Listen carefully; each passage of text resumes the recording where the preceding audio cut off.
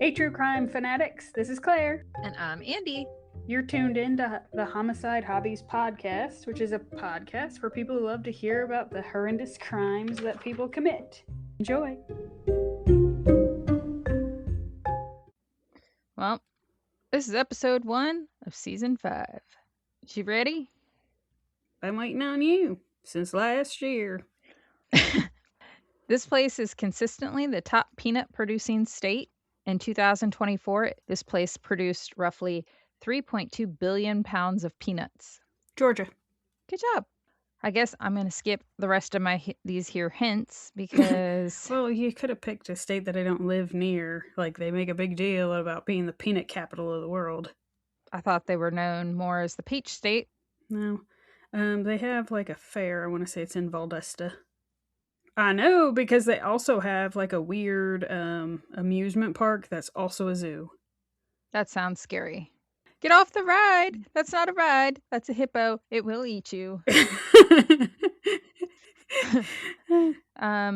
So before we get into this case, I just want to give a shout out to a fan, Blake, because Blake recommended this case. This is a story that begins in the woods of North Georgia, but it starts long before the murders we're going to discuss. It starts in Chicago with two men who built a life that would eventually become the subject of rumor, fear, and fascination. It starts with a house that looked more like a castle than a home and ends with a blood-soaked night in December of 1982 that left behind not only two dead men, but a legend that still hangs over the land today.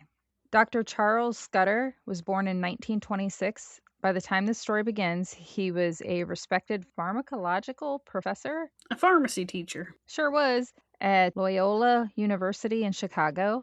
Loyola? Yeah, it's Loyola. I don't know if I said that right. If not... I'm going to say you didn't say it right. It sounds like a plant. You want to plant those Loyolas? Whatever you said. Okay, well, whatever. It's Yolanda. It's definitely not. But he teaches pharmacy stuff at a university in Chicago. Okay? Is that better? Mm-hmm. He's got a sharp mind and a career that put him in contact with government-funded research involving psychoactive drugs. He was, by most accounts, brilliant. He was also a bit odd. He dyed his hair purple. He kept a pet monkey and moved through... Did you say what year this is? 1982. Mm. He moved through the whole academic life with a kind of different about him. He wasn't your typical professor, and it made him definitely stand out. He'd been married twice. He had 4 sons. By the 1970s, he'd grown deeply tired of city life and the structure of the world that he'd built. So that's feller number 1. That's Charles. And then we've got Joseph Odom. He was born in 1938. We're going to call him Joey. He came from a much different background. He'd only gone as far as the 5th grade, eventually became Charles's housekeeper, cook, and later in life, his partner.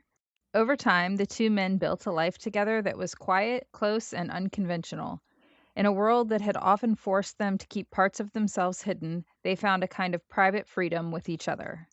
By the mid-1970s, Charles wanted out. He'd grown disillusioned with the academic life. He was also sick of Chicago in general, and with the pressure that came with trying to live one's life outside while keeping another life safely tucked away from the public scrutiny. In 1976, he resigned from the university. He sold off everything he owned and then left Chicago with Joey and their 2 mastiffs. They were looking for something simpler, something more isolated, something that felt untouched by the pressure of modern life. And their search led them to a 40-acre parcel of wooded land outside Somerville, Georgia. That decision would change everything. When they arrived, they didn't move into a finished house. They lived in a camper while they began building their home by hand. What they created over time, they named it Corpsewood Manor. Corpse? Yep. Does it mean something? It was a brick structure with rounded lines, unusual architecture, and the feeling of something half medieval castle and half fever dream. I don't know what a fever dream is. When you have a really vivid dream during a fever. That's exactly what it sounds like. Well, it was half medieval castle and half fever dream. It sat deep in the woods with no standard utilities, surrounded by trees that made it feel cut off from the rest of the world. But they didn't stop at just a main house. They also built a 3-story chicken house nearby. On the first floor, chickens were kept and food was stored. They had wealthy chickens. The upper floors became something else entirely, including a private room that became known as the Pink Room. That name alone begins to tell you what kind of place this was in the minds of people who heard about it. The house itself reflected Charles's interests. He was an atheist and a member of the Church of Satan. The hell was the Pink Room? We're getting there. But the affiliation should be understood in the context of time and the philosophy behind it. This was not about cartoonish evil. It was about rejecting religious orthodoxy and Is it embracing, like a weird sex room? it sure is, and embracing earthly pleasures, self-determination, and individualism. They bring the willow branch inside, smack each other with it. Charles filled the property with symbols and objects. There were stained glass pieces, occult references, a pink gargoyle, books, and other items that gave the. Where the hell do you get a pink gargoyle? I have no idea, and it makes me wonder if it was like stone and he painted it pink or if he special ordered it pink. But you figure this is the 1970s, so I don't know. The 70s? I thought you said the 80s. Murders occur in 1982. Oh.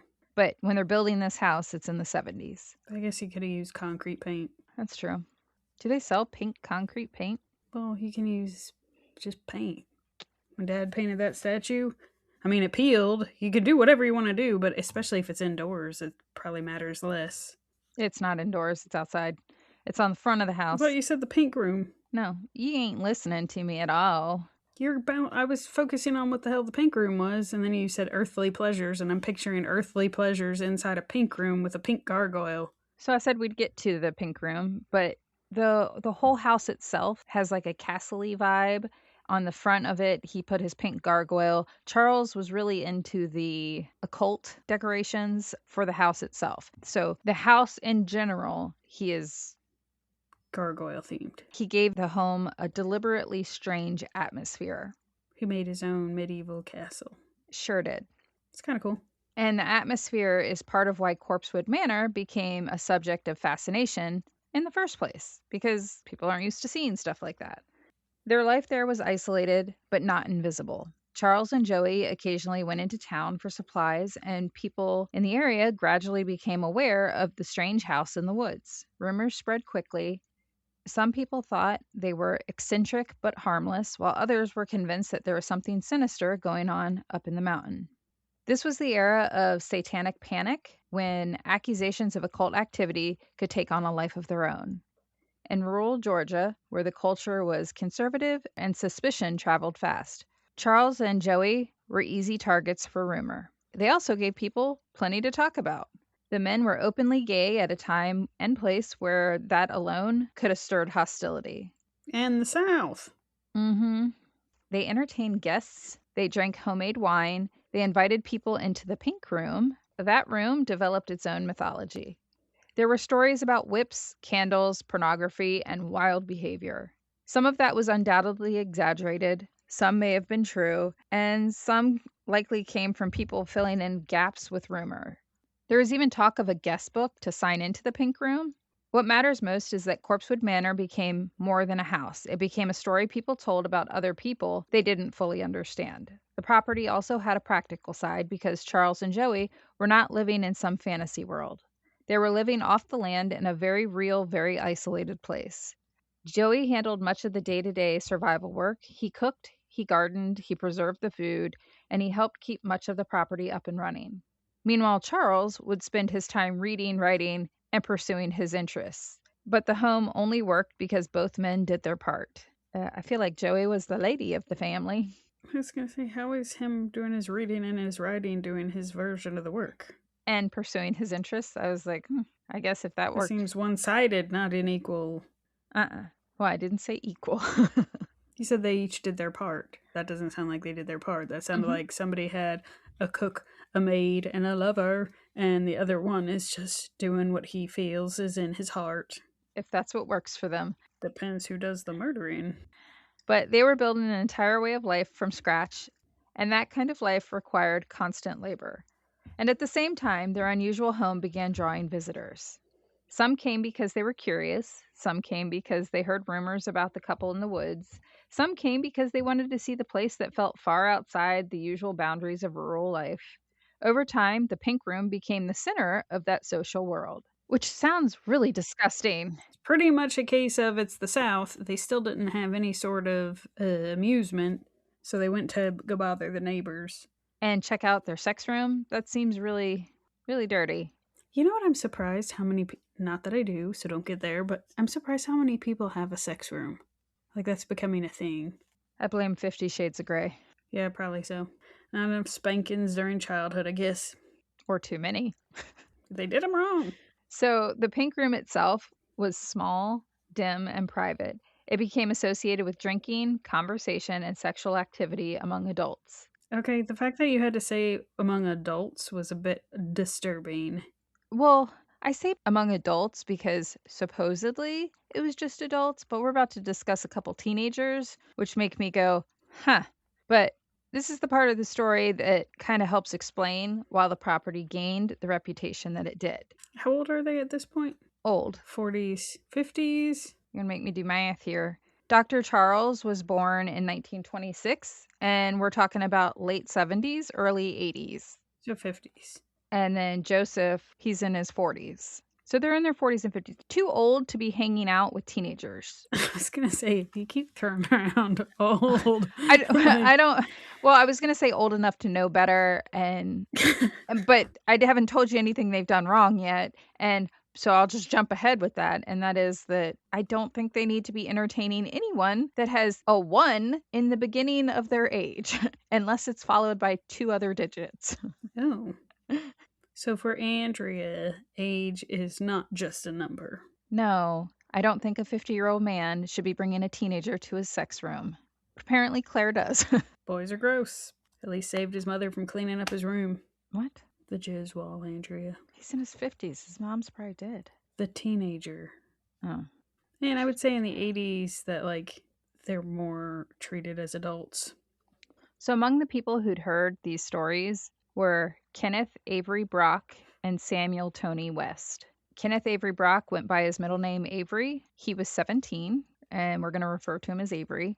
Avery had already been pushed out of his home early in life. He drifted, hunted, and spent time around older people, which is how he ended up meeting Samuel Tony West. Samuel Tony West also went by his middle name, Tony.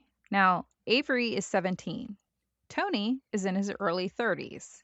Yeah, but I feel like because that feller was pushed out of his house early, that he's probably wise beyond his years, and he can't relate to anybody his age because they don't have the same things in common. So now I can understand more where he gravitates towards older people. But also, it gives you the dynamics of Tony probably has a bit more life experience than Avery, even though they've both experienced, well, Avery's experienced some hardships, but he is only 17. Tony's in his early 30s. He was older. He was a hardened individual, already carrying a long history of time spent in and out of jails and mental institutions. Avery and Tony knew each other because they were living together as roommates in a trailer nearby. So Avery would mention interactions he had at Corpsewood. He mentioned the wine, the atmosphere, and the belief that Charles had shown interest in him. Now, whether that becomes part of the rumor mill, a twisted interpretation, or a genuine factor in how he saw the house is difficult to separate cleanly now. But what's clear is that Tony convinced Avery that the men in the woods had hidden money, drugs, and valuables stashed inside the property. Tony and Avery believed that because Corpsewood Manor looked strange, because Charles had money once, and because the house stood apart from the rest of the world, there has to be a hidden treasure. And that kind of thinking says more about them than it does about Charles and Joey. It was greed dressed up as suspicion. And that suspicion becomes the base for a robbery plan. That suspicion becomes the basis for a robbery plan. It was a plan built on fantasy. The idea of robbing Corpsewood didn't just appear overnight. It took shape inside that trailer where Avery talked about what he'd seen and experienced, and Tony reframed it into something else entirely. Tony fed Avery the idea that he'd been taken advantage of, which helped push Avery from curiosity about the Corpsewood Manor and his return visits into anger and justification for what they were planning. So the way I took that was like, Tony's like, let's rob these guys. And Avery was like, they seem nice enough. And then Tony, being older, manipulated Avery and got him all high strung and squeaky and then got him on board. By the time they drove up the mountain together, they weren't just two guys hanging out anymore. They were two people who'd spent days, possibly weeks, building a shared narrative. That there's money hidden in the house, that the men living there were dangerous and deserving of what was coming to them, and that taking from them was justified. The dynamic, one younger, one older, one suggestible, one volatile. This is a big part of how this escalated from a story told in a trailer to what would happen at Corpsewood. Not to make this story confusing, but we have a second Joey we're going to talk about. So we've got Joey numero 1, who lives at Corpsewood Manor, and now Joey number 2, his name's Joey Wells. He and his girlfriend Teresa Hudgens, they were teenagers. They were in their mid to late teens. They were young, high school age, inexperienced, and completely unaware of what they were about to be pulled into. Teenage Joey and Teresa knew Avery through the same loose teenage social circles in the area. Like, they weren't friends, but they knew of each other. Does that make sense? Mm-hmm. In a place like rural Northwest Georgia in the early 80s, knowing someone didn't always mean close friendship. It meant that you would go riding around together, hung out, maybe cross paths from time to time. So getting into a car with that person didn't feel unsafe. Joey and Teresa were teenagers out on a date, riding around in the backwoods the way teenagers in rural Georgia did in the early 80s. They were looking for somewhere strange to go just because it was something exciting to do in the moment. And since Corpsewood Manor had its own reputation by then, older kids whispered about it like it was some kind of devil castle tucked into the woods, the sort of place that you mentioned, half laughing because it sounded ridiculous and a little thrilling at the same time. Do you have pictures of this house? I do. I sent it in the email. Granted, they're not the greatest pictures because What email did you send it to? Homicide Hobbies. Today? Just now. Oh, I didn't attach the pictures. Well, genius. What the hell did I do with these pictures? You sure you have them? Mm-hmm. You didn't have a fever dream? Okay, here we go. There you go. So the first picture is Did they just not finish it? It was just in progress. I'm not going to answer any more questions, but you see the pink gargoyle, though? Yeah, it's not that bad. No, but you figure most places, I guess, didn't look quite like that in that area. No, it looks how I was kind of picturing it, because me and Dave have watched a few documentaries of where people will make their own, like, modern castle. Yeah. They run through the difficulty of, unless you commit to outside and inside, it can feel weird when it feels all medieval, and then you walk inside and it's a regular house. And then there's the other people who take it to the extreme, and it's like weird rooms. Charles took it to the extreme and made the inside weird. So by December 1982, the plan was in motion. Joey and Teresa were supposed to be on their date, but Joey's car stopped working, and Avery and Tony pulled up alongside them. Hold up, they're going to do the robbery and their car broke down? No. So Avery and Tony are going to go do the robbery. They pass by and they see Joey and Teresa, who are out on a date, just joyriding, or I guess the car's not stolen. So they're just out riding around looking for something to do. And took me a second to figure out what you were talking about there, since we don't use joyriding correctly. For some, it means riding around a stolen car, and for others, it means law-abiding ones. It means just driving around aimlessly, just enjoying driving. But Joey's car had stopped working, so Avery and Tony stroll on by in their car, and they're like, you want to go with us? We're going up to Corpsewood Manor. They stroll on by in their car? Shh. You screwed me up. I was trying to wing it here. Anyway, so they pull up alongside these two, and Joey and Teresa hop into the car. And like I said, Joey and Teresa knew Avery, and they knew Tony was Avery's roommate. So it wasn't unusual to have a 30-something-year-old chilling with these teenagers because they knew they were roommates. Does that follow me there? Tracking? Strolling along. There was no sense that they were stepping into something dangerous. It felt like a ride, a night out, something to go do. Oh. Well, it was just they're out strolling the streets, and they're headed up to Corpsewood Manor, and they want to see it anyway. On the night of December 12th, Avery, Tony, Joey, and Teresa were all in the car together. They drive up to Corpsewood Manor under the pretext of a social visit. They brought with them a .22 caliber rifle. What I bring to every casual visit. Right? And a homemade inhalant mixture that the locals called Toodaloo. Oh, because you're going to punch your own ticket? Toodaloo! It's made from substances like paint thinner and glue. The 80s version of huffing stuff. Yeah. Now, Charles and Joey welcome their 4 guests. That's why I mentioned early on the pink room is for adults, but here's 3 teenagers. Yeah, but again, I would say there was more of you're an adult at that point. You're still in high school. Yeah, but they like the expectation in the 80s of a senior in high school, you've got your job, like you're more treated as an adult than you are today, including freedoms and all the other nonsense. Well, justify it however you'd like. I think it's weird that 2 men in their 50s or close to it are hanging out with children in high school. They're doing drugs together. So Charles and Joey welcome their 4 guests. That detail matters because that makes what happens next even more chilling. This is not a forced break-in. This was a house call. It was a late-night visit to a place where Charles and Joey had, at least the night before, allowed people to come inside and share drinks and conversation.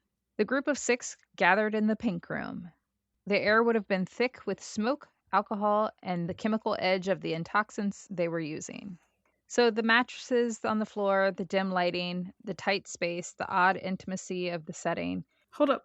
The mattresses are on the floor? In the pink room, yeah. How do you have money for a giant castle and you don't make yourself a fancy bed? Because it sounds like it's a place of just get your freak on, and they line the floors with... Line? Well, I don't know. It says mattresses. They got tarps. It says mattresses, so I would assume take your shoes off at the door. And the fact that it's described as a small room with several mattresses. It's not that small. Well, that makes me think that they're just getting their freak on and they need to be able to crash onto the floor and... yeah, getting wild and crazy. Do they also provide helmets? They should. Joey and Teresa were not there as co-conspirators. They were there as young people caught in a moment that seemed adventurous, strange, and a little dangerous. They stayed on the edge of the room. They did sip on some wine. Maybe because they didn't want to step on the mattresses. They were watching and taking part in the atmosphere without fully... okay. without fully stepping into whatever darker intentions were there. That distinction matters because the night would later try to swallow everyone in it. Whoa. Teresa and Joey's role was not the same as the men who drove them up the mountain. At some point, Avery casually left the room. He stepped out under the pretense of fetching more Toodaloo from the car. And then instead, he went Toodaloo. After Avery left the pink room, adult Joey had left the pink room. The others, Tony, Charles, and the other 2 teens, Joey and Teresa, remained inside. A few moments later, Avery returned with a rifle. Oh, the 22? Yeah, that's the point where the night changes. The social atmosphere in the pink room collapses. The 2 teens were terrified. Charles is suddenly no longer a host, he's a target. He's threatened and controlled by Avery. Avery realized that adult Joey has left the pink room. So Avery leaves the pink room with the rifle in tow in search of Joey. This is when Tony steps in and escalates an already fragile situation. Tony forced the remaining hostages, Charles and both teenagers, at knife point down the ladder from the pink room and into the darkness below. The movement from the outbuilding to the main house is not just a physical transition. This is the path from rumor to violence, from gathering to captivity, and from a house full of life to a house being turned into a crime scene. The violence moves fast, but it's not random. Charles is being held at knife point, while Tony demands for him to reveal, "Where's your fortune? The money, the drugs, the gold." I don't know what's wrong with you, but it's not easily explained. Charles had to tell Tony that mystery fortune does not exist. And I guess Tony's never built a house, but I feel like if you sold off all your crap and then used that money to buy the materials to build your house, it shouldn't be a head scratcher that they don't have a fortune anywhere. Well, I could argue it the way of most people won't spend every last penny building their house. Yeah, but I think it's asinine. So you would think that if somebody had the money to build whatever extravagant outside house, I could see where somebody would think that then they have more than enough money, and they insulate it with dollar bills inside the walls. Well, I'm they're surprised how little people need as proof to go on a murdering robbery thing. Yeah. Well, as he's demanding the fortune, and Charles is sitting there like, there is nothing. There's nothing. Just then, a shot rang out. Then another. Charles is dragged inside the main house. Joey was alone in the kitchen when Avery burst through the door. Avery shoots 4 rounds of the 22. Each one tears through Joey's body. Charles's and Joey's mastiffs are Seneth and Beelzebub, but the mastiffs, they were laying by the fireplace. They didn't even get a chance to lift their heads before Avery executes them point blank. Charles stumbles in seconds later, seeing Joey bleeding out on the kitchen floor. Charles rushes towards his partner. Sobbing, he mutters, I asked for this. What? I think because he was welcoming so many people Strangers? and he was the one that decided to decorate the house to bring attention to it.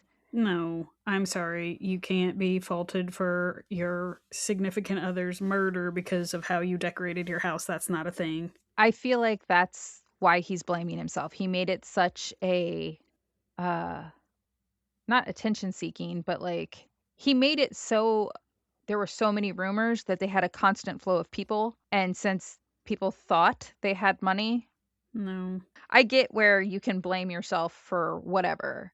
no, Okay, well you can disagree. I completely understand no. how you can. Anyway, you're a pain in my ass. Yes. Tony presses the rifle barrel to Charles's forehead. Then Tony presses the rifle against Charles's flesh and fires 4 rounds at a contact distance. Charles collapses to the floor, choking and gasping, but still alive. Avery steps forward and fires a fifth shot directly between Charles's eyes. It's over in seconds, but the horror of it lingers in a way that only a scene like that can. If I'm ever shot to death, I definitely don't want it to be a 22. Use something bigger and quick. They proceed to tear the manor apart, looking for riches. Every drawer is yanked open, cabinets emptied onto the floor, no cash stacks, no gold bars hidden in the walls, just interrupted lives, occult books scattered, wine bottles tipped over, personal papers strewn everywhere. They grabbed whatever looked valuable, a couple pieces of jewelry, Charles's ceremonial dagger. They fumble trying to carry a golden harp. Finally, they flee in a pentagram painted Jeep down a mountain road, and it became part of the legend almost immediately. The killers drive away into the night, leaving bodies behind in an isolated house in the woods. It kind of makes it worse that there was no treasure. It Like, makes it a lot worse literally for nothing. for nothing. Not that if they made off with a fortune and were in the wind would be better, but it's just like literally nothing. They died for nothing. They also abandoned that harp. It was too big. It was literally for nothing. They ran off in a Jeep with pentagrams painted all over it. They're not going to stick out like a sore thumb. I don't understand the Jeep, but whatever. Yeah. Joey and Teresa, the teenagers, meanwhile, are no longer just guests in a strange room. They'd become witnesses to the unthinkable. Tony threatens them. That threat hangs over the rest of the night and beyond. They had not walked in as accomplices to murder, but once the violence began, they were trapped inside it. They saw enough to know what happened. They were frightened enough to know that silence might be the only thing keeping them alive. The murders were not discovered right away. The delay was one of the things that gave this case an eerie quality. Corpsewood was remote enough that the absence of Charles and Joey did not immediately trigger panic. It took several days before someone went up to check on them. When people finally reached the property, they found the scene exactly as you would expect it to be after a violent, disorganized attack. The disturbed rooms, the signs of a struggle, and bodies in different parts of the house, and the unmistakable reality that something terrible had happened there. Blood was everywhere. The investigation hits warp speed, but it's not clean or simple.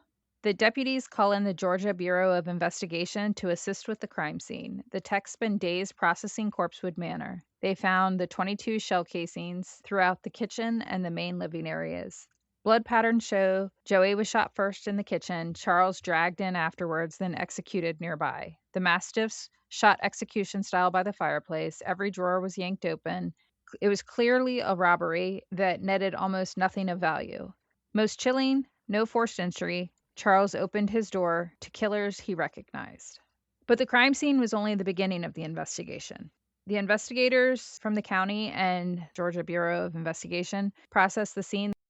Now, Joey and Teresa, they don't come forward. The investigators work local channels. They go old school, rural police work. They begin canvassing the area. Someone must have seen the distinctive pentagram Jeep in the days before Joey and Charles's bodies were discovered. Had anybody heard talk about Corpsewood parties lately? They shake down the area for like the local hunter hangouts, gas stations, school parking lots, whose parents owned a 22 rifle that was possibly missing, literally looking into any local gossip. And all of that footwork by the investigators paid off. Once police locate Teresa and little Joey and they question the teens, it didn't take much intense questioning for Joey and Teresa to crack completely. After all, they didn't have anything to do with what happened at Corpsewood Manor. Their statements become the case backbone. They explained everything that happened. Without the teens, the police have nothing. So Teresa and Joey become star material witnesses, not immune, but not primary targets. This is where the case turns even darker. Avery and Tony needed a less conspicuous vehicle. A pentagram cover Jeep stands out like a sore thumb. You don't say. On December 16th, 4 days after the murders, at a Mississippi rest stop, Navy Lieutenant Kirby Phelps was asleep in his car. Avery and Tony spot him. These two decide they will tie him up and jack his vehicle. While Avery unloads their Corpsewood loot from the Jeep, Tony decides not to tie up Lieutenant Kirby. Instead, he shoots him twice. He shoots him execution style with the same 22. They take his car and leave his body in the parking lot. The critical break in the investigation came when the pentagram Jeep was found abandoned at a Bonneva, Mississippi rest stop, and police realized that this is a third murder in 4 days. The case explodes from a Georgia double homicide to an interstate killing spree. The manhunt spans Georgia, Mississippi, and Tennessee with full FBI involvement now. Warrants have been issued, bolos blast across the tri-state region, roadblocks, and a media frenzy begins. The media had headlines that spread satanic castle killers. Oy. Yep. By December 20th, being on the run for 8 days makes Avery crack completely. He calls his family from a Georgia payphone. He learns the FBI's manhunt is closing in. At that point, Avery surrenders to Chattooga authorities. Once in custody, investigators get their real break since tracking down Joey and Teresa. Avery confirms everything Joey and Teresa had said and fills in the gaps. On Christmas Day of 1982, Tony West was cornered in Chattanooga, Tennessee. Local PD spots him and they take him down. Finally, both murderers were in custody within 13 days of the murders. While Avery took the plea deal route, he was given 3 consecutive life sentences. His case was shortened to the point. Tony, however, his trial and sentencing became the main event, a lightning rod for the satanic panic narrative. Tony West faced a full jury trial for Charles Scudder's murder, plus federal charges tied to Lieutenant Kirby Phelps. At 30 years old, with an extensive criminal history, no youth leniency applied. Prosecutors painted a textbook robbery homicide. It was a plan based on Avery's prior visits, executed with clear intent when Charles couldn't produce the imaginary riches. However, the defense strategy leaned hard into the era's most current obsession, Satan worshiping. Tony's lawyers argued that his client got drugged, and they claimed that Charles had spiked the pink room wine with LSD from his pharmacy stash, creating a drug-fueled panic rather than a premeditated murder. It was the perfect 1980s angle. A brilliant but evil gay satanist uses mind-controlling drugs on innocent locals. Were they? They hammered out occult symbols, pink room stories, the Church of Satan membership, framing Corpsewood as a sinister cult compound, not a private home. Ballistics tied the 22 directly to the Corpsewood murders. The witness statements locked in the timeline, the fingerprints in the Jeep, everything pointed that this was a calculated crime spree, not drug hallucinations. But were they using drugs?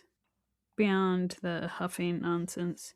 Well, the defense forgot one piece of their obnoxious drugging version. There was zero toxicology evidence that supported A the simple LSD no claims. was okay. I knew it was in there somewhere. So, your next sentence.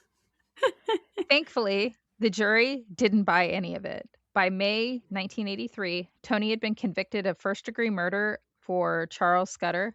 He was sentenced to death by lethal injection. Chattooga County rarely saw capital punishment, so this made national headlines.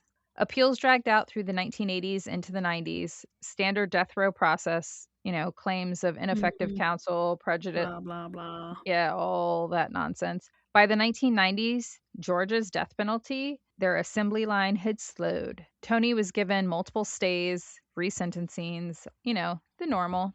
Mm-hmm. By the early 2000s, Tony's death sentence was formally commuted to life without parole. Tony spent his final decades in the Georgia Diagnostic Prison. He died in 2017 from a heart attack at the age of 65. Never once did Tony express remorse.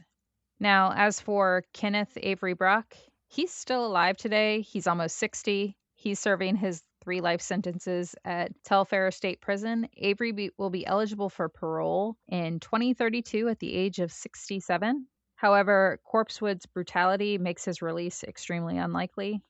I wouldn't want out.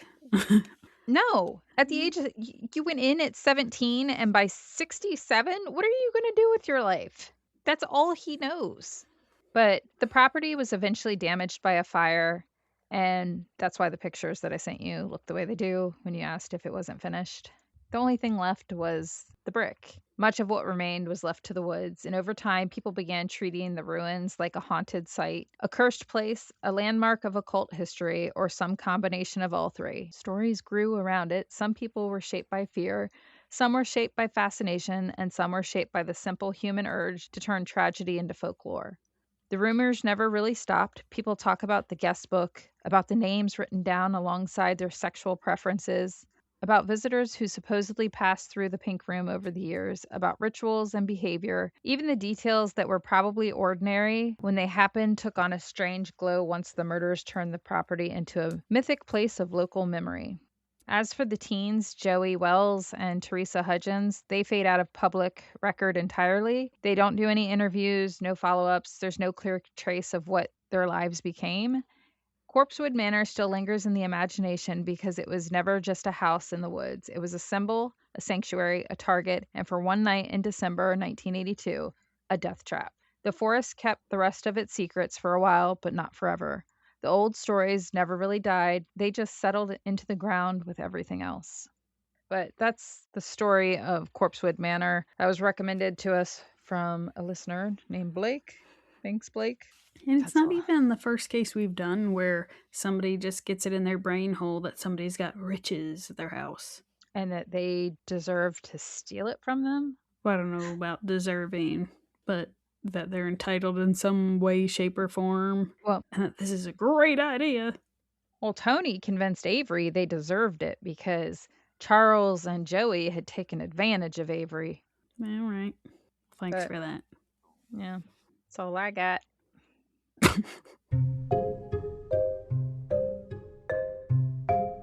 Thank you for listening to Homicide Hobbies. I'm Claire. I'm Andy. Follow us each week to get your fix of the atrocities that occur in true crime. And don't forget to tell people about us and rate us if you like us. But don't rate us if you didn't. Just change the channel.